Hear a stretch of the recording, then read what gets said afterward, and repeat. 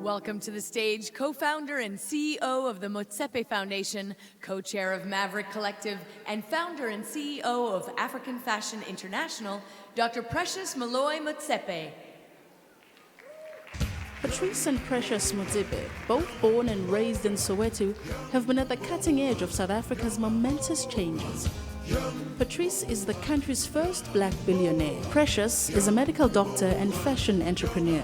Their charitable foundation makes dreams come alive for many South Africans. Empowering women is a core value for them. It begins with STEM education for girls, while sports, music, and arts play a crucial role in developing initiative and leadership. Today, they are inspiring the youth and building on the legacy of the Soweto student uprising in 1976. Busisiwe Khue, who lives in the township, is one of the many girls being helped by the foundation. Her life is filled with hope. We South African youth are passionate, we are driven, just a force to be reckoned. Busisiwe is such a wonderful child, a passionate child. She has a strong family background. What's so special about Busisiwe, she's diligent, persisting, striving for excellence. She's going to grow up knowing what to do and what to do as a woman. She knows her power to shape the future of South Africa. I know my power.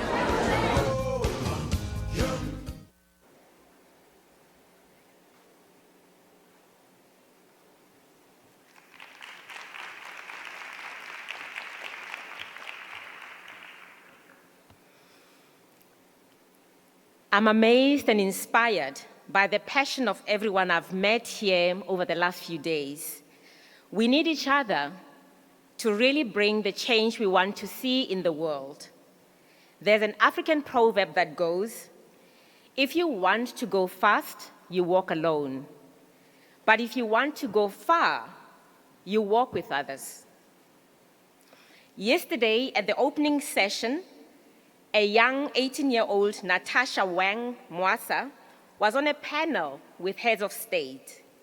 She represented the average age of African youth who are appealing to us with urgency to invest in their needs. And if we ignore them, we dim their light of optimism at our own peril. I admire their hope because I can remember having so much hope myself when I grew up in Soweto during the apartheid years in South Africa. At that time, the opportunities for black women were scarce. But I was fortunate to have parents who believed in me, neighbors, friends, and teachers who invested in my future. This is the passion that drives me to invest in the youth of the continent. We have found that it is not enough to wait for women to come to us. We have to seek these women out because the ecosystem is set up to exclude them. A powerful sector that we invest in is in the fashion and creative industry. This trillion-dollar industry employs a majority of women along the supply chain. And by investing in the fashion industry, we build an ecosystem that supports small businesses. Many are led by women who are gaining financial independence. Take, for instance, a duo of siblings who started a fashion brand inspired by their Xhosa culture. Their bold, colorful print is made from locally reared sheep and also known as the best merino wool in the world. They've been able to build an empire that employs local farmers, seamstresses, and artisans to make bespoke, beautiful clothing that appeals to global markets. Through a fashion fund and an initiative called Fast Track, we have demonstrated the power of patient capital, where return on investment is not immediate, but has ripple effect. Because women are always aware and considerate of their social impact, they have been instrumental in inspiring investors, especially those who never believed that it was possible to create a manufacturing sector that cares about the environment and also does not exploit its workers. This is what philanthropy is about. By creating opportunities for the economy to grow, we close 2.3 trillion gaps in funding for sustainable development goals. To invest in women is to invest in exponential gains. To propel the businesses of women is to improve their well-being and the well-being of our societies. When women become financially independent, they are able to challenge the status quo of our ecosystems and mobilize for change. The change that we're now seeing in South Africa as we have advanced the agenda of women and social entrepreneurs is that just a few days ago, we saw the inauguration of our first ever gender-based balanced cabinet. This week, I'm attending this conference with 6 intelligent and passionate high school students sitting right here in front row. They have flown 22 hours to be here with you and to learn from you. 5 of them want to become doctors. So I know that my investment into their future is a direct investment into the world. This is my power. It is not having to give up and walk away when investments do not show immediate returns. Because most sustainable and valuable returns take time, investing in women changes generations. And this is why we should all be investing in equality. Thank you all, and I wish you a successful conference. Welcome to the stage our moderator and panel.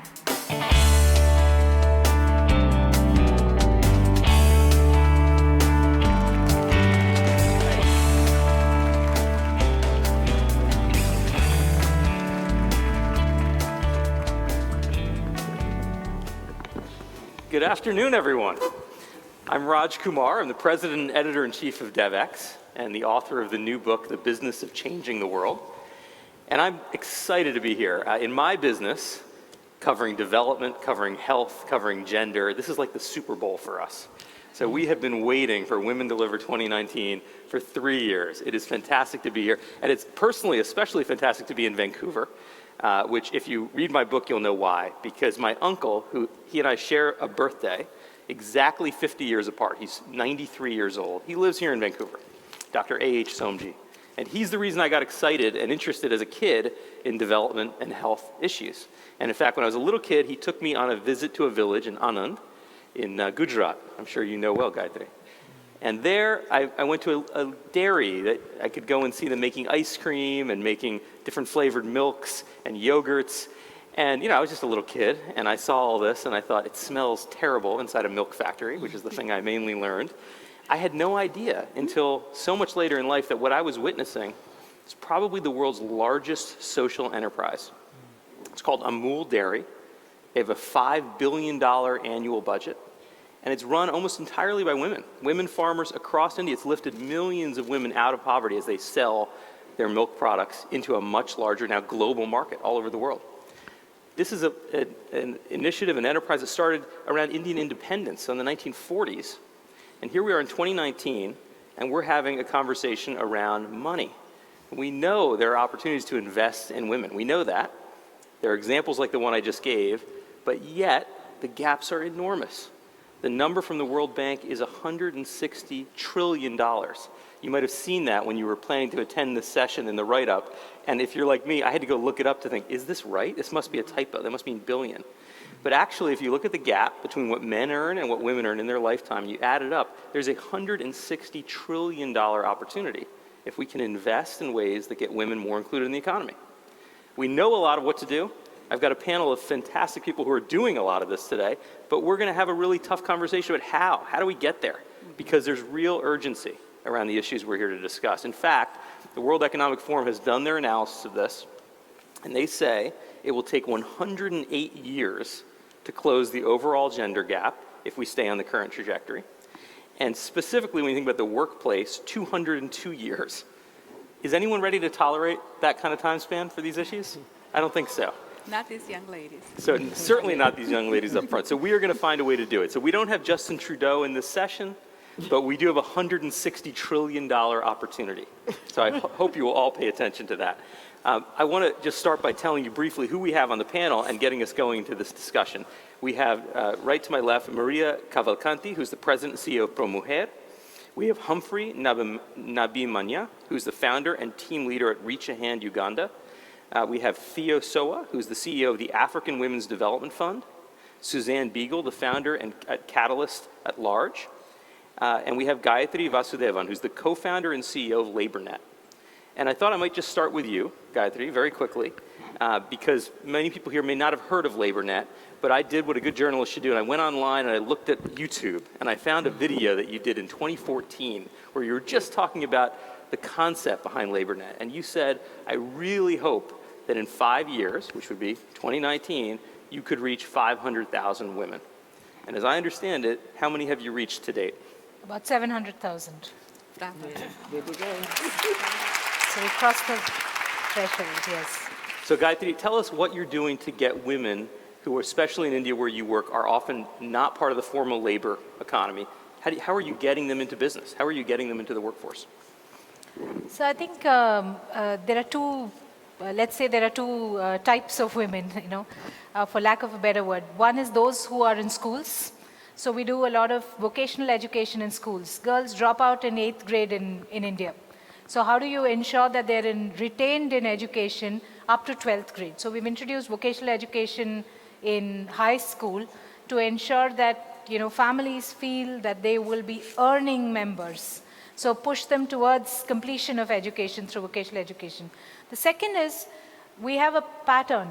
Every woman who's 25 to 35 belonging to an economic class will say, my husband's beating me up, my husband's not giving money home, I have children to feed, I'd like to work. So this is the second group that we're really targeting to say, how do you actually go back into workforce when you do not have certification, you do not have the so-called capability to really run it, but how do you go back into the workforce? How do you create businesses which are not self-employed but are actually going to be enterprises, which means you need to make 600,000 rupees to $1 million rupees per annum. You've got to be GST compliant. You've got to really move the needle up. Then only you're sustainable. GST is the tax system in India. You got to be compliant with that. That's right. And you're helping to set up these women entrepreneurs as customer repair shops for Honda dealerships or for big corporations that provide products and services in the economy. These women are starting businesses. Is that right? Absolutely right. So India has a very unique problem in that only 30 to 50% of the large businesses have authorized dealerships, franchisees, service stations, etc., customer service. So there's a large informal network which is there. So our ability to tap women into this as a stable workforce, as a stable business, I think is what we're attempting to do. So it's working, so investors must be just knocking down your door to give you money, right? Yeah, really, where? I'm looking for them. So I think it's been a very tough call. I think investors like finance, microfinance. So for women, they'd rather do microfinance. They'd rather do joint liability groups, say, you know what, women come together, run happy enterprises. But have you heard of franchisees and customer service centers which are run by women together? Doesn't happen. So I think there's a fundamental disconnect in the kind of finance that is required for women-run businesses. At the medium and small business, and I'm talking of micro businesses at this point of time. The second thing is enterprises like ours need capital. So the kind of capital we need is probably very diversified. You need equity capital with lower IRR returns. We cannot do 20 and 30 IRR. So we need to think through what kinds of IRR would be the right for businesses which are already taking low margin right, in other words, these are businesses that are meant to have a social impact, to help people. You can't expect them to maximize profit at the level of a business that might not care at all about the impact it has in the world.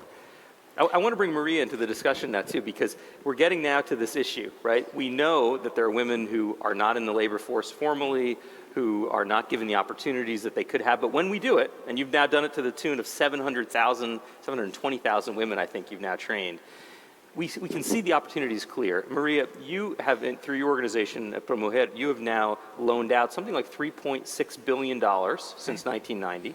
You're working across 6 countries in Latin America, people who are at the very end, at the very bottom of the economic pyramid. And you're finding it works. In fact, you have a big announcement to make today about a new fund.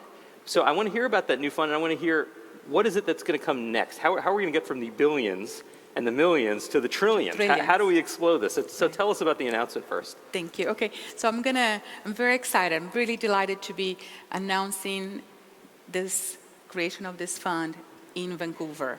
So it's like exhilarating to be here at Women Deliver because our partner is a Vancouver-based organization. So we are launching the first investment fund that is openly gender lens fund for Latin America. This is a $35 million debt fund to invest in women-led small and medium-sized business. We have already raised $25 million of the $35 million. This is a debt fund that will be focusing on enterprises that are looking for investments between $1 and $3 million. I just want to make sure I heard you right. This is the first gender lens investment fund for Latin America? Yes. Can we applaud this? Thank you. Our partner, so this is a joint venture with Dicton Impact. Dicton is a asset management company based here in Vancouver with over 10 years of experience in Latin America. Our partner is here, Alexa Blaine.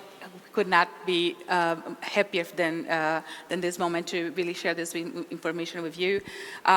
The other thing that we want to also put out there is that it's important for us to know what do we mean when we're looking into gender parity.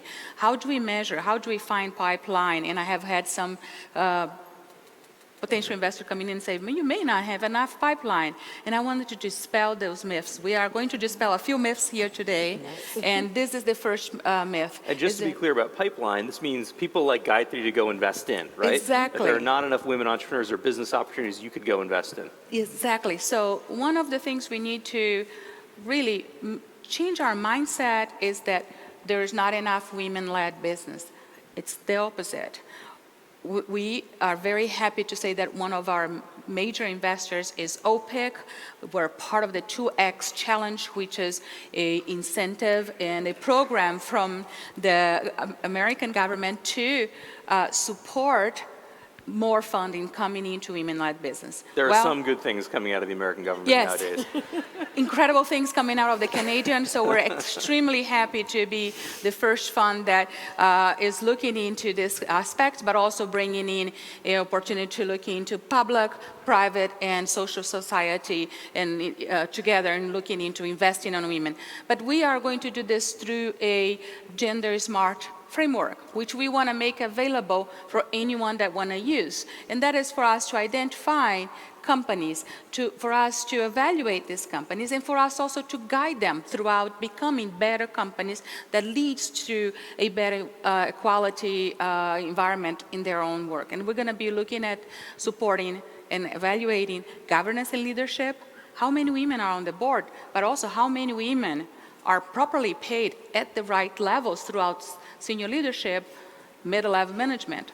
We're also going to be looking into the workspace environment. What are the policies? How does these companies attract, retain, and grow women that can go through their companies? And then we're looking into supply chain. Everybody should go into this movement. And primarily, we also want to look into how products take into consideration women how companies take into consideration women when they are designing and developing their products. What kind of distribution channels are they using? So those are things that we look to do, and I think that there is space for us to move away from the micro entrepreneurs and bring all these entrepreneurs into a space where they're in the formal economy, and then they can be invested in funds like this. So Suzanne, I want to bring you to this discussion because you're an investor yourself. You spent the last couple of decades investing in businesses. You've got your fingerprints on a number of big funds that are out there, including the New Equality Fund. what is it about gender lens investing that makes so much sense? I want to start there before we talk about the challenges. Yeah. What is it that makes so much sense about what Maria just outlined, investing in businesses owned by women, run by women, that serve women? Mm-hmm. Well, we have so many dividends, right? Investors think in terms of where are opportunities, where are risks, where are we today, but where is the market going?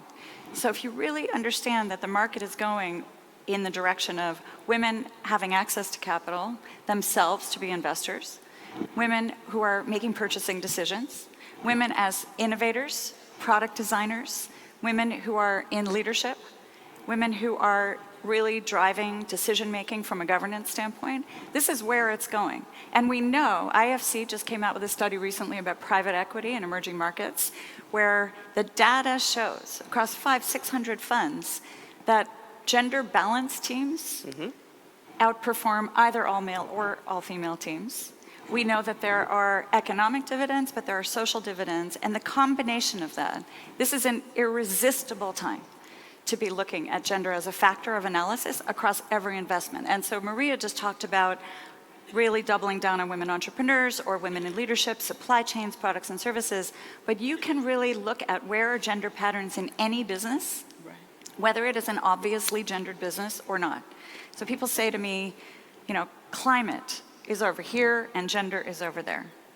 Or infrastructure is over here and gender would have nothing to do with that. The reality is that if you look at where are the customers, where are the employees, where are supply chains, where is the innovation coming from? Innovation is coming from women just as much as it's coming from men. The adage that we have so much talent, talent is equally distributed, opportunity is not. If you're an investor and you spot an opportunity before somebody else does, that's a place to make money and to make impact. And so you're an investor, and I thought the way investors work is they look at the market, they look for these opportunities. And so if this is true, why aren't all of the billionaires and why isn't all of Wall Street, every hedge fund and private equity firm racing to invest through a gender lens? We're just hearing this is the first gender lens investment fund for Latin America. How could that be? How can that be? So first of all, it is actually already happening. Katja and I have had this conversation, and I just want to make that point first, and then I can talk about why it's not happening. But we do have $5 billion of capital that has moved in the last few years towards private equity, venture capital, gender bonds. People hear about green bonds, but there are gender bonds now. Into public markets, investment vehicles that are prioritizing on women in leadership, women in governance, policies and practices that are good for women. The U.S. Social Investment Forum did a study last year about where is the appetite amongst institutional investors. $1.6 trillion of capital spoke out to say gender is a relevant factor of analysis. So it's starting to happen. I do a study with Wharton Business School tracking private equity and venture capital and private debt, 87 funds. Just a few of them that are also in Latin America, but not dedicatedly in Latin America. But they are from Africa to Southeast Asia, the US, Canada, they're around the world, Eastern Europe. And so it's happening. 87 funds that have said gender is a relevant factor of analysis. So on the positive side. That's true, and that's great progress. And on the negative side. Right. I was going to say $5 billion is still a tiny drop in the so ocean. In the massive market, we're just not moving fast enough. Why is that happening? Conscious bias and unconscious bias. Let's just say it. It's out there. Mythology about people thinking that investing in women is riskier when it's not. Thinking that women fund managers have less capability when we know the data actually shows that women fund managers perform on par or better. We know that the structures that have been systematically put in place over the last, I would say, just 40 years in venture capital, it's not like these things were handed down on tablets from the mountain thousands of years ago. These are relatively new structures, and yet the system acts as if this is the way things are done. And a lot of women are opting out and saying, I don't really plan to develop a unicorn company.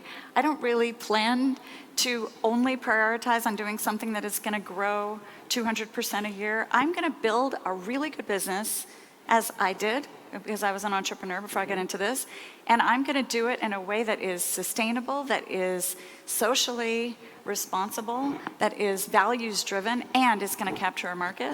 And that doesn't necessarily match up with the structures of venture capital and private equity that have been pervasive. And so we need new tools, we need new systems. We are starting to get that. And I think another piece is imagination. In the investment space, people like to do, honestly, they like to do things that are predictable and safe, and the guy over here did it, so I can do it again and replicate. We need to use our imagination to look at new structures and new objectives and new values. And a simple structural shift is a mindset shift that I talk about in my book and that I think you're referring to here, which is we typically think of nonprofit and for-profit. And if you're a nonprofit, your job is to try to do good things in the world. You don't have to worry about money. And if you're a for-profit, you can maximize it as much as you can possibly make. And we know the reality now, and especially younger generations are telling us, you know what? We want to see that spectrum. We want to maybe make some profit, but we'll give up some profit too to have an impact in the world. Or you don't necessarily need to. Because honestly, many of the issues that we're facing, access to reproductive health, access to menstrual health management products, this is a massive market opportunity. This is a really essential social need. But the people who get this right, from a product market fit, from a marketing standpoint, from a distribution standpoint, are going to make money. So we shouldn't get into that thing about it's always a trade-off. But Theo, what should we be concerned about on this? I see you're ready to jump in. What I was going to say is, I absolutely agree that we've got to think differently about financing, because at the moment we do that thing where we say, oh, civil society, we are only dealing with the issues. And frankly, we waste so much time and effort running around fundraising when actually we should just be getting on with the work. And on the other hand, you have private sector and people making money, as it were. So I think we have to think differently about financing. We really have to think differently about what you invest in, how you invest, etc. But I do worry about people making money from other people's misfortune and misery. And that is the thing that we need to look out for. And we saw it with HIV/AIDS early on, where ultimately there are pharmaceutical companies making money out of people dying. So I agree with you about the shifting the mindset.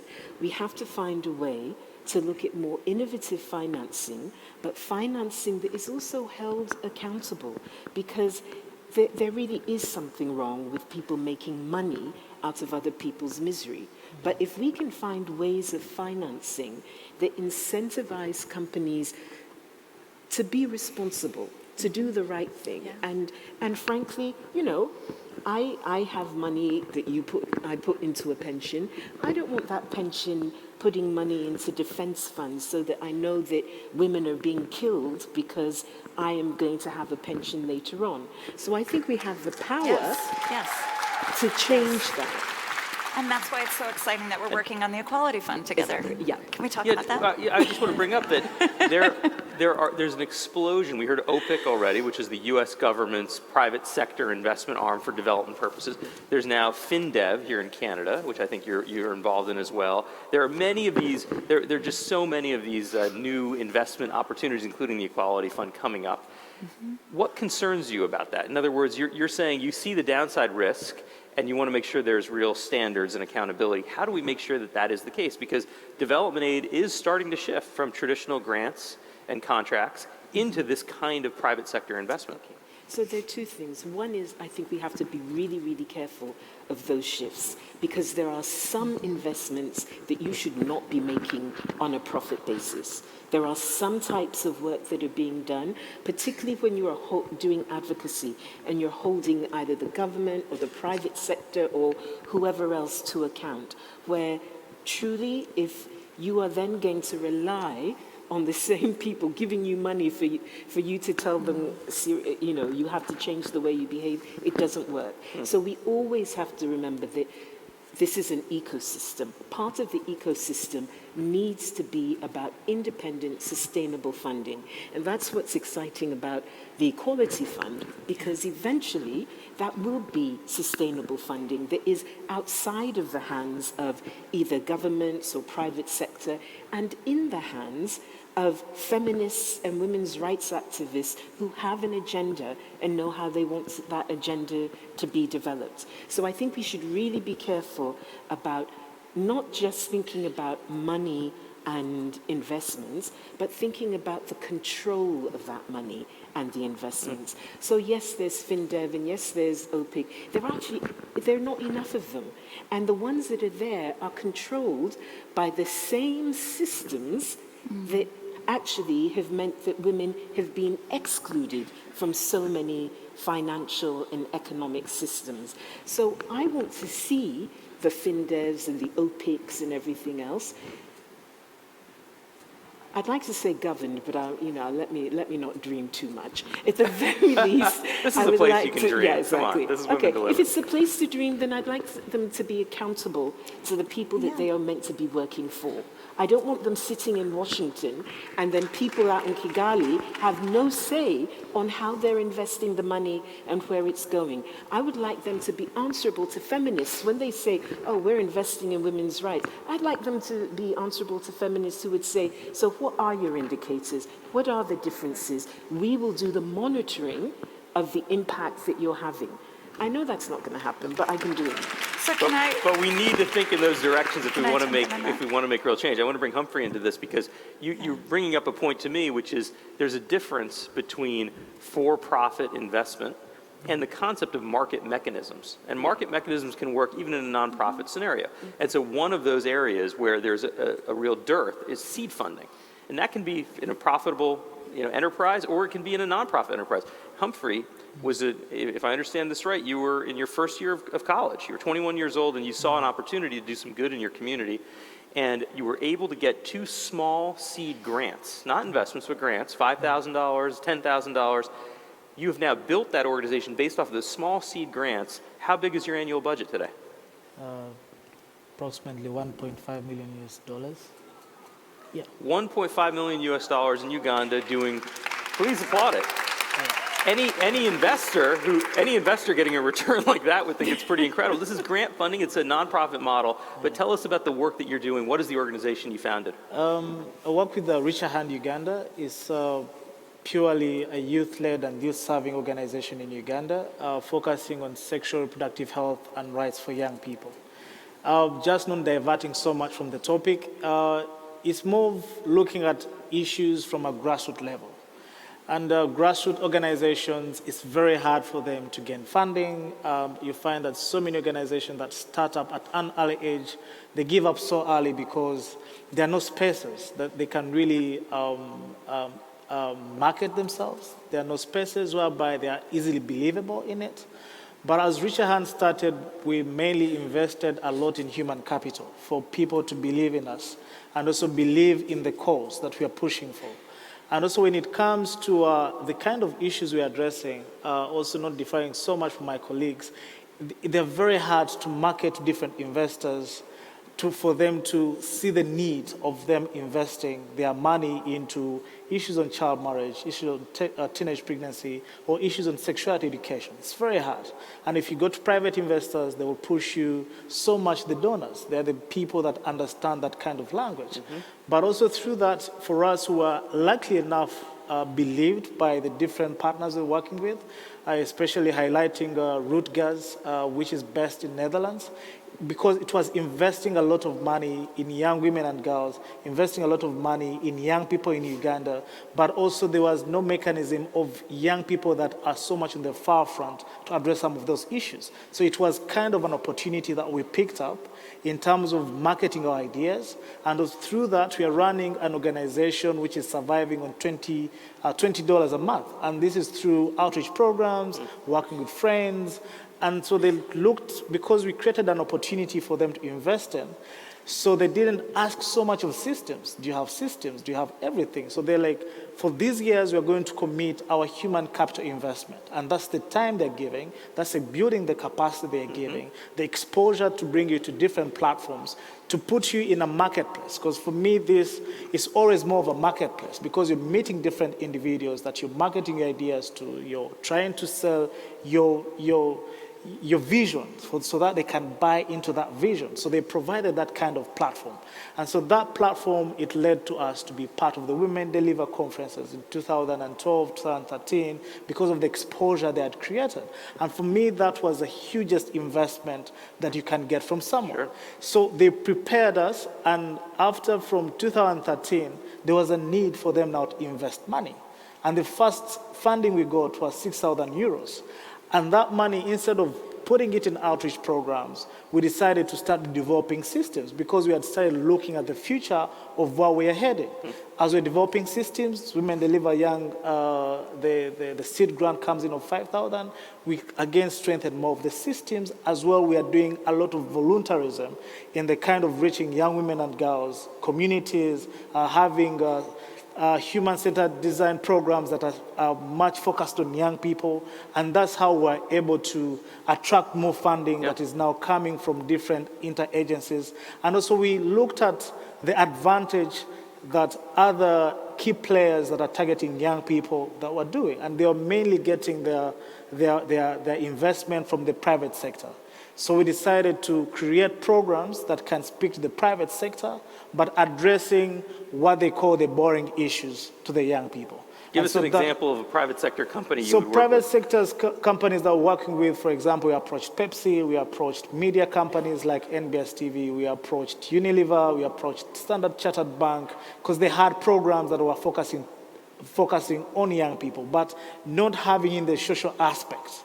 They're not having in the creating proper attitude change towards young people and addressing some of these issues that are so much important to their consumers. So we brought that advantage to them, and on top of that, highlighted that there's an advantage that you're going to reach directly the young people that you're trying to target with your products. So if we go together, that means we are able to fuse in and make your investment more meaningfully across the years. So that's how we try to build up our private sector relationship with what we're doing in the country. Your organization, Humphrey, I think is part of a much broader trend. Yeah. And that trend, I remember when we started DevX 19 years ago, we'd go and meet with people in our sector and say, why aren't you hiring more people in the countries where you do development work? Or why aren't you working with more local organizations? And there's always an excuse. Well, the talent isn't there, we can't find them, we don't know if there's a good organization, we don't know if we can trust them. And frankly, I didn't see that shift. I waited for that shift for years and years, and at DevX we tried to push for that shift. It's only happened in the last few years that we're starting to see a kind of sea change. And it's not over yet, and there'll be much more advocacy to do. It's not even begun. You shouldn't have to be asking that question. You're right. Because bottom line, we shouldn't have people sitting thousands of miles away saying, oh, we can't find the right person. Of course you can't. Right. You don't know the community. You don't know the country. Absolutely. What is you? So, and that's what I mean about shifting the power. We need to shift the control of the money. And as long as the money is elsewhere, we have a problem. Now, the thing is, one of the issues can be that for the private sector, for example, service delivery is much easier to invest in, because it's sort of like you put in 3 of these and you get back 5 of those. Whereas if you're doing more work that is based around advocacy or system change, it's much harder to understand your return. But you see, that's why people like Suzanne are important. Somebody said that there are feminists lurking everywhere. And I don't understand the kind of finance that Suzanne understands. What I do understand is that we have got to change the mindsets of the people who control the economic investment, the interpretation of what is an economic system, even the interpretation when we talk about, oh, women in Africa are predominantly in the informal economic system. How informal is it if you produce 60% of the country's food? Right. That is not informal. Right.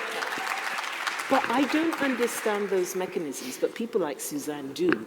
And so my thinking is, I can push against the systems that end up discriminating against women, that mean that our land rights haven't been properly achieved and therefore banks are telling us they're not going to be giving us loans. We can do that fight. But people like Suzanne can say, oh yeah, but you know what?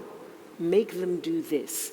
Turn this system, turn this lever, and you can actually change the way in which people have to invest. And then you make them more responsible through...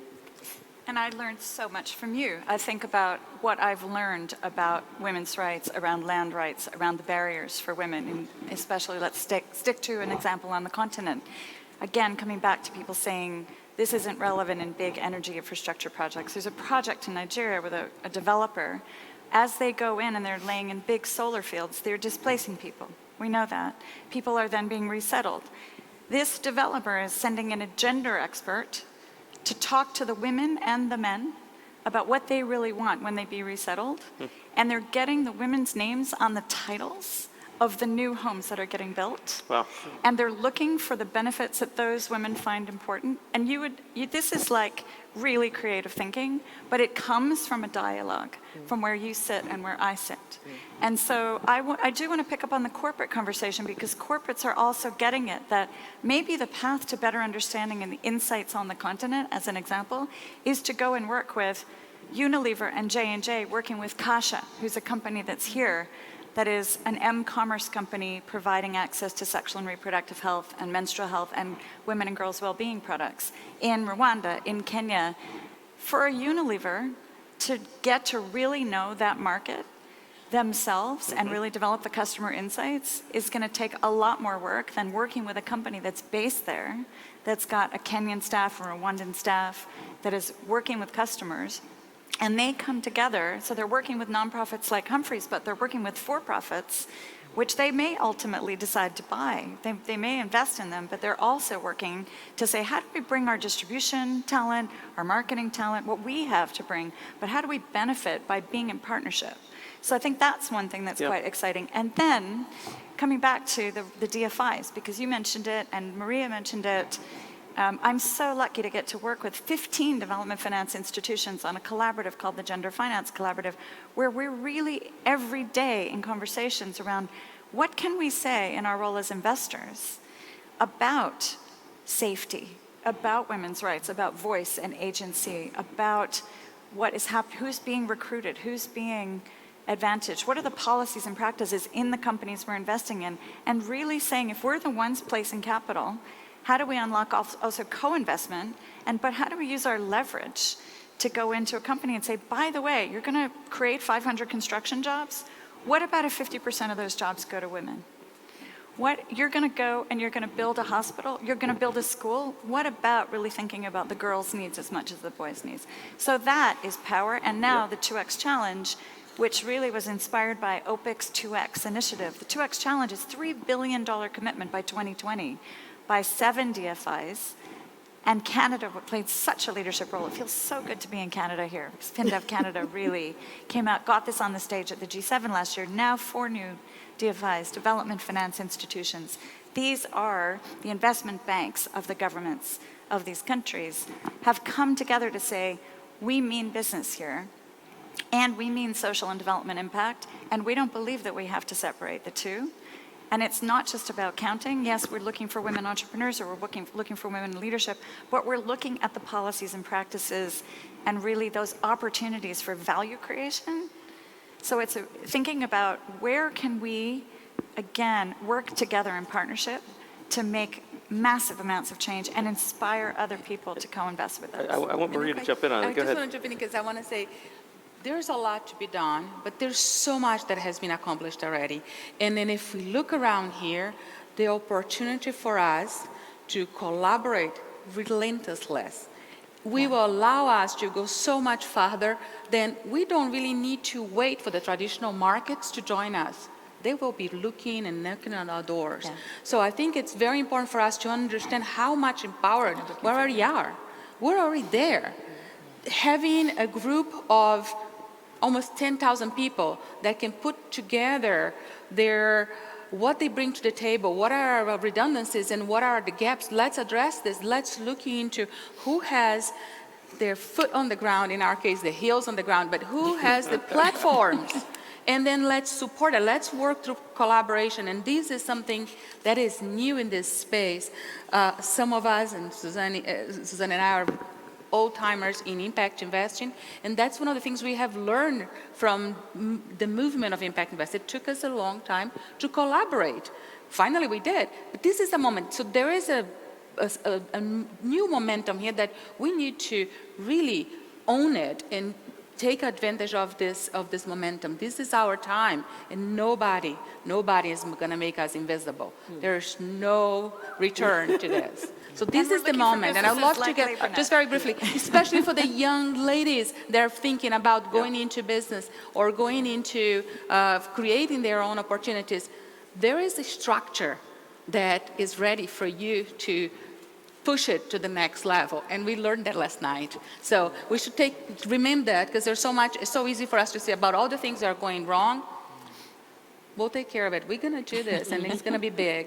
And the market is going to be knocking at our doors. And I'm waiting for that market to be knocking at Gayatri's door too. I want to hear from you. When you go back to India, you go back to Bangalore after this conference, and you're looking at how do you scale LaborNet to that next level? What is the opportunity? Put it in both economic and in social impact terms. What is the opportunity for us if we get this right? So I think if we get it right, we're looking at, per annum we can certify about 700,000 people. Today we're talking of, in a decade we did 700,000. We can do 700,000 as an individual organization.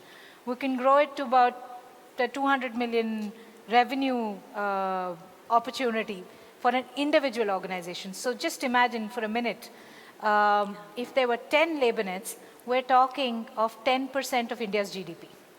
So 10% of India's GDP is a substantial amount of money. So I think it's about the economic opportunity that one needs to tap, but we need to change the business rules. So I often think of it like a beauty contest, Change the rules, I can win it. So the idea is if it's the same rules, we won't win it. But we need to change the rules. And the rules are going to be financial rules that we need to change. Yeah, tell us a little bit more. What are the rules? Because you've got the people here who might be able to change those rules for you. What are those rules? So I think it's as I started off with, I think it's the returns that it's looking at, and you alluded to it. Are we going to look at 20% growth per month? Are we looking at consumer acquisition alone? Are we looking at sustainable, profitable businesses that we're going to grow, which are sustainable over a period of time? Are we looking at only delivery to somebody? So that means, is it a logistics problem we're solving? Is it a manufacturing? You very nicely put it saying, who's contributing to this GDP? So where's the manufacturing? Where's the agriculture? Where are we looking at these? The second thing that I think we need to look at is the kind of debt financing available. So today, all debt financing is at microfinance rates. You don't run businesses. Very expensive. You don't run businesses with that. You need to have very different interest rates which are going to come in. So can we have affordable capital for women to come in, because they are coming in at a disadvantage? They don't come with collateral, they don't come with assets. So women have to own assets. Many of the industries are feminizing. India, you see the apparel industry, the leather industry. In Ethiopia, you'd see the same. So if these are feminizing, it's because it's cheaper. So where are women owning these industries? Are we talking that? Are we talking of small businesses, outsourced businesses being owned by these people? I think we need to look at structures. Economic structures, ownership structures, capital, both equity, debt, receivable financing, which is available. I think we need to look at the entire gamut. It's a fantastic point. In such the perfect time, because, and I'll just use the development finance institutions as one example. The old metric was job creation. How many jobs did you create? The new metric is quality of jobs, ownership, agency, access to healthcare, access to a bank account, access to a whole other quality of life set of metrics. And this is the moment where you are in such the perfect time. And I know you've been at this for 15 years. And it's now you're going to be the overnight sensation, 15 years, because this is what people are looking for. And they're looking for new solutions that have both that business acumen and the real values-driven, how are we really improving people's lives? So now it is time. I know you can't believe that we're almost ready to wrap up. Okay, can I say just one more thing though? A tweetable length thing. Okay, sure. Every time someone says equity and debt and those other words, my heart goes, because I don't understand them too well. But what I wanted to say was to point out the importance of collaboration. Yeah. I really do believe that we have got to open up this financial model. But I think we have to collaborate with people who have different ends in their investments. So there are a lot of women's funds who are at this, this conference. Those women's funds invest in women's rights organizations.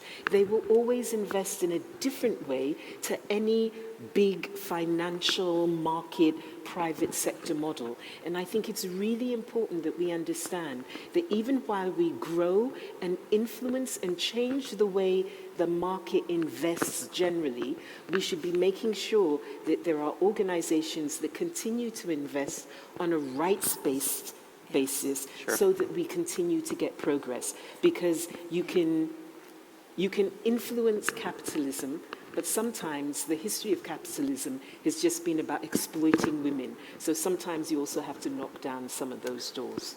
We do need to hear, and I want to hear your point, but you're going to put it inside. Put it inside, how will you use your power? Because we need to wrap up this session. And it's time to hear how we're going to use our power. We are in Women Deliver 2019. We've got to say this. What is an action you're going to go home and do? Or a commitment about how you're going to use your power for good? Or maybe some new concept or idea that was sparked right here that you want to say in front of everyone. What are you going to go do? Maria. So I wrote mine down. I will use my power to, 1, contribute toward gender equality in all aspects of Latin American culture. 2, help eradicate gender-based violence anywhere, everywhere. 3, lower the barriers so other actors can now join us in amplifying women's empowerment throughout Latin America and the entire world. So that's my commitment. Humphrey. Personally, when I go back, I'll use my power. 1, information is the biggest gap in Uganda. And also we are having challenges faced by the non-comprehensive sexual education framework that we are having. So using that power to have a more comprehensive sexual education in Uganda that can encompass every young person so that they can have their full potential to live their right dreams in life. And as well to use my power to put men on the forefront in having discussions around family planning issues, and as well them being on the lead of taking up family planning services. Thank you. Good, Theo. So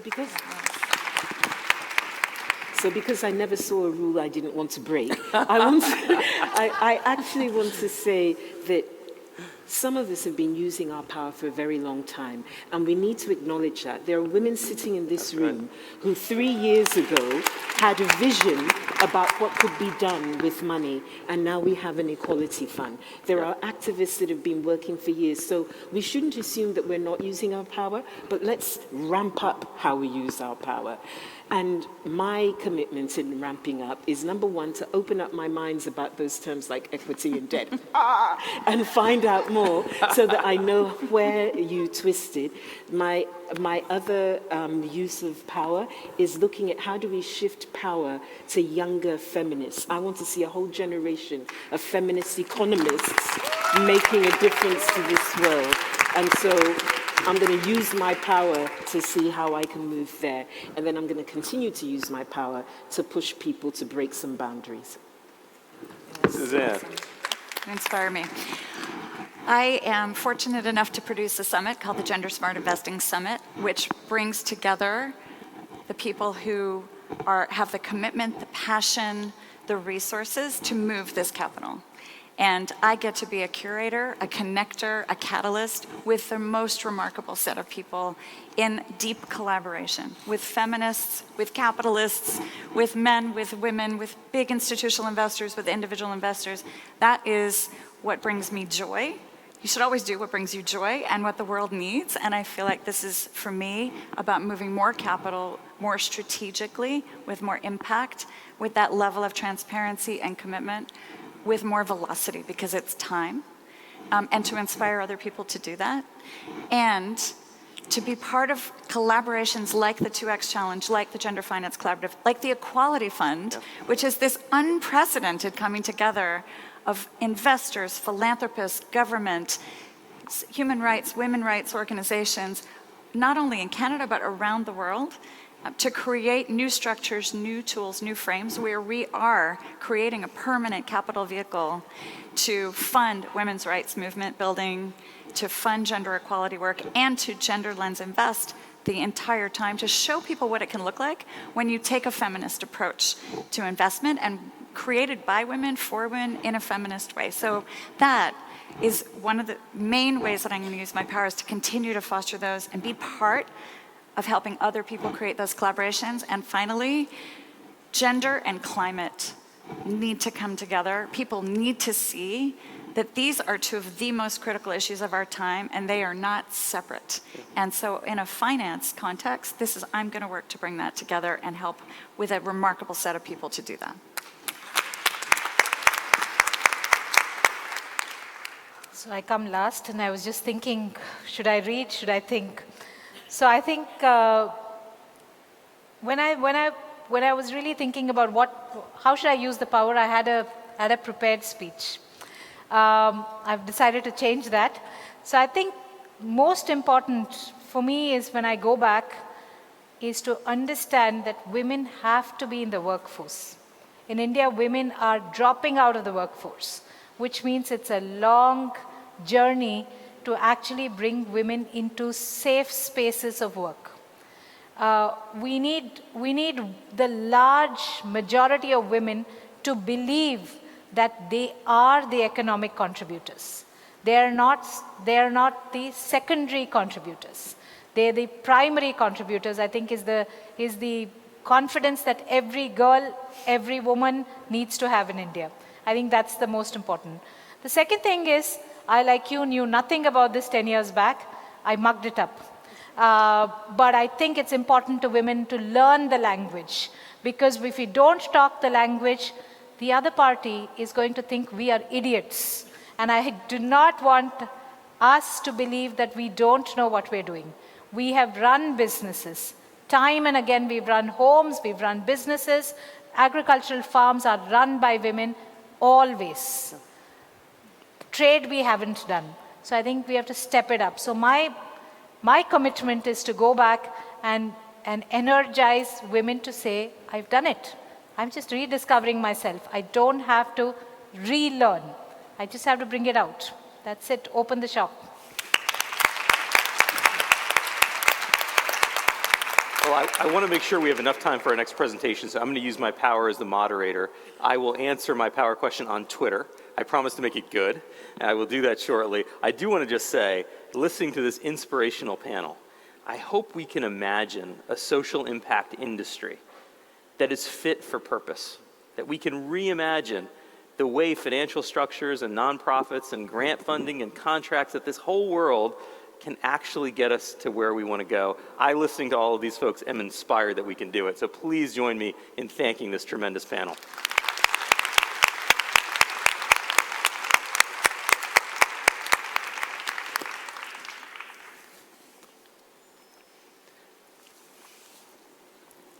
Now, some of you may remember, about 5 years ago, there was a report published by Mckinsey.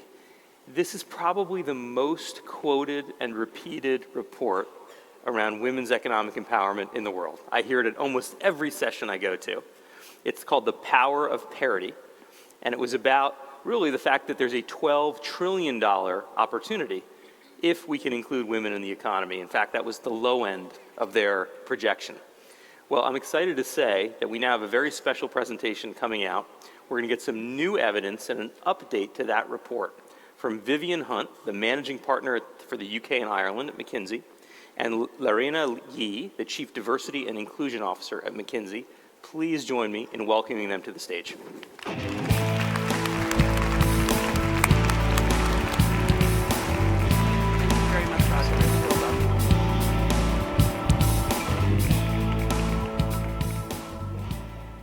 Good afternoon, Women Deliver. My name is Vivian Hunt, and we are going to talk a little bit about the future of women at work and how the nature of work is changing in the age of automation. Before we do that, though, we want to start where the entire conference is centered, which is speaking a little bit more about where your source of power comes from. My name is Lorena Yee, and I am a mother of 3 boys and a daughter of 2 immigrants. My mother and father came from China to the United States as kids. What did they need? They needed to learn a new language. They needed access to education. They needed funding to go to college. That is reskilling. And my story is a very happy one. My father became an architect, and my mother became an accountant. So when we think about our personal stories and the power that we can exercise, for me, my power is to provide that access to women and girls who need it. My story is also rooted in the power of education. My mother was a teacher, and she, like I, believed very strongly in the power of education and retraining to transform lives. For women of color, it is even more important. I'm probably the only office manager at Mckinsey who is regularly mistaken for a member of our support staff. The problem is not the role. Service and domestic jobs are extremely important for our economy and important at our firm. The problem is the assumption, and it just gives us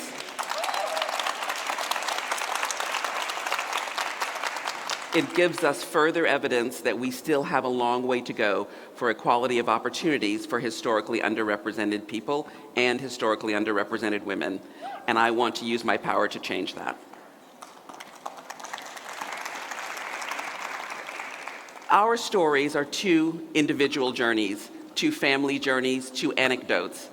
Today, we want to talk about our shared story for millions of women and their role, access to, and participation in the economy, getting closer to economic parity. 2015, as Raj mentioned, was the year that we published The Power of Parity, a very analytically rigorous piece of work across multiple countries and economies to really try and understand women's participation in the workforce and the barriers to any of us and all of us playing a bigger and more active role in the economy. The results were astounding. $12 trillion could be added to the global economy if women and girls participated at parity in the economy. That is the low end of the range because the 12 trillion really represents if women and girls participated at the best in their region, adjusted for their context. It's a big prize, 10 to 11% of global GDP, equivalent to Japan, Germany, India, and the UK together. 10 more percentage points of women participating in the global economy. It's a significant prize, it's real contribution to the economy, and it's well worth having.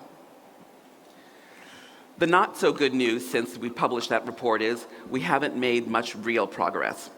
The white line on this chart shows you what the relative parity index was, first on your left in the overall gender economy at about 0.66. If parity is 1, it shows that we had about 0.66 relative to overall social equality.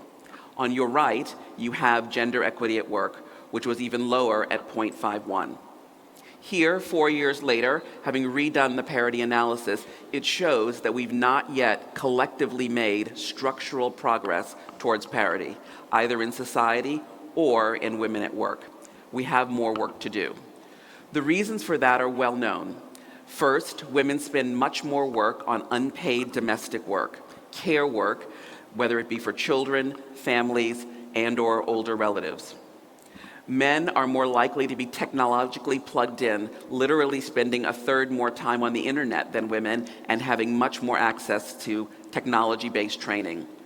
And finally, simply unequal participation rates in the workforce. As we heard on the previous panel, many women who are starting businesses who want and need to work are simply not able to participate in the economy. The urgency to change this is going up. The very nature of work is changing due to the impact of technology and automation. It's a real disruption in the workforce, and it's going to have a disruptive effect for women as well. And Vivian said disruption. That's a big word. It's a scary word.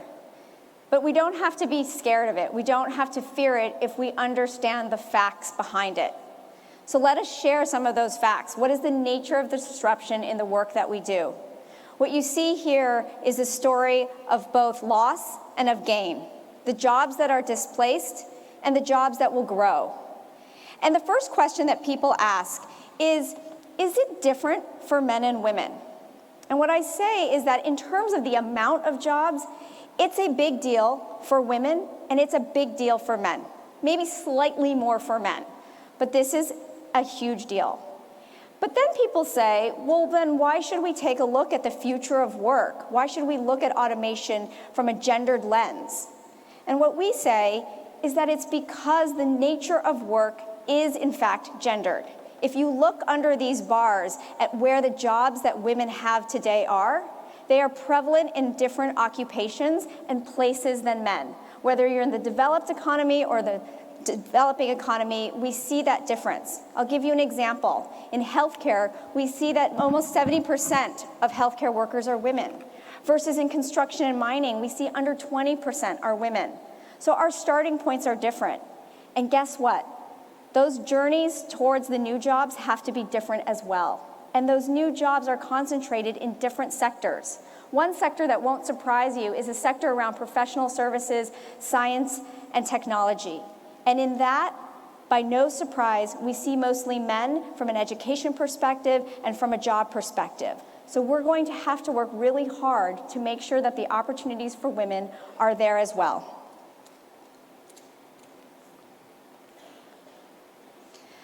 And as you think about that, you may say, you've mentioned it's a big number. How big is that number? It's up to 160 million jobs for women that will be displaced. And what do I mean by displaced? It means that their jobs will be so transformed in terms of the activities that you need different skills to maintain your job, if, for example, you're a nurse. Or it means that your job will go away altogether, perhaps if you're in agriculture or on a factory floor. And 160 million women and 160 million jobs, that's essentially 1 in 4. So you can look around this room to dimensionalize how many women will be affected. And while that might be a bit scary, a silver lining is that that is a scenario. And that is a scenario for 2030. And that doesn't need to be our story. Because the power that we have right now, looking a decade ahead, is to change those outcomes. So what do we need to do? The first thing is we are going to need to pack our backpacks with a lot more education and a lot of different skills for women. And if we think about that, something intuitive is that the bar or the amount of education required will rise. If you're in mature markets, that means that where you could have had a secondary degree and find sustainable, productive employment with great wages, today that's going to be at college or advanced levels. We looked at the US, the UK, France, Japan. And if you're in the emerging markets, it means that that tide is also rising, where you're going to need access to secondary education and college education. And oh, by the way, it's not just your formal education, it's the type of reskilling and programs in your workplace that help you. And with that education and with those reskilling and with access to those opportunities comes higher wages. In the mature markets is a slightly mixed story where you see that if you have a high-paying job today, those wages will continue to rise on the order of 4%. And if you are in lower paid jobs today, you will see a decline, which evermore means that you need to invest ahead in the capabilities that you have to sustain your jobs. And if you're in the emerging markets, any type of job that you have, you should expect that those wages will rise. Now you would say, let's get on with it. Let's actually help the women go on this journey. And as we've talked about, it's a gendered workplace. It's also going to be a gendered roadmap. And that roadmap has to conquer different barriers for women than men face. And there are many barriers that we could talk about, but I think 3 that Vivian and I would like to point out is 1, women have less time to invest in reskilling. Most women in the global economy work a double shift. The second thing is that women face barriers to access jobs in different locations. It's not as easy to pack your family for the jobs that are there. It's not as easy if your husband is the primary breadwinner. And thirdly, women have less access to technology. And so you put those three things together, and you find that we need solutions that reach them. To put it together for you, imagine a woman named Deepa. She lives in rural India, and she has a job in the agriculture market, and she has 2 children. She works from 8 until 5 in her formal job. And from there, she's worried because she knows that the job that she has today won't be there in a couple of years. At best, she could maybe become a manager or something else in agriculture, or she needs to be able to switch to another job altogether. But she goes home at that point and she starts her second shift. And that second shift is childcare and home care. She's 3 times more likely to do that than men. And when she's done with all of that at 9 o'clock, she's thinking, how can I get access? How can I get access to these resources and reskilling? And the challenge is there's only one phone in her household. There's only one phone. And what we know is that when there's one technology in a house, it's more likely to go to men. And so she doesn't have access to gain the types of capabilities and skills that she needs. And so when we think about reskilling and we think about the types of programs we need to invest in, we need to reach back and find Deepa where she is versus expect her to come to the cities and find us. So where do we go from here? It's imperative that we act now. I mentioned to you it's 1 in 4, but it's not till 2030. So the question is, can we be bold and use the power of us to invest today? Because I think it's a much easier thing to invest ahead than respond to an employment crisis in 2030. And so when we think about the power of us, my commitment personally is to invest in those skills, especially the technology skills that will help women and girls find these opportunities. And my commitment is to continue to convene business and other leaders to really look at how we can change the workforce, challenge them to use their power to create more fulfilling, more productive, and better jobs for women. Thank you very much. This concludes our plenary session. Ainsi s'achève cette séance plénière.